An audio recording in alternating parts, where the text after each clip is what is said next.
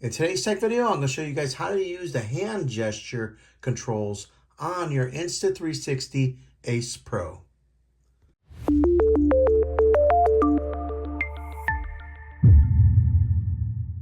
Okay, to do these, it's pretty simple to do, and it's a kind of a nice feature that Insta has put into their devices. But the first thing you want to do is swipe up from the top like that and swipe down.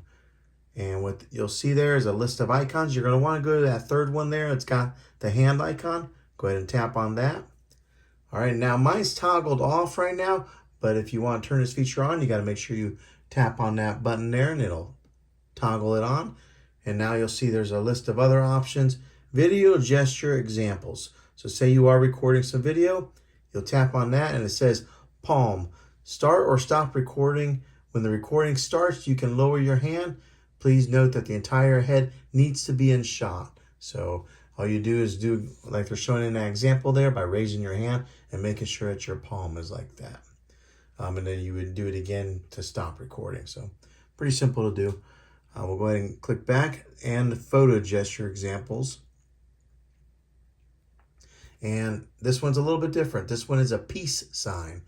So you'll do a peace sign to take a photo. When the countdown begins, you can stop the gesture, and then it says, please keep your full head visible in the shot.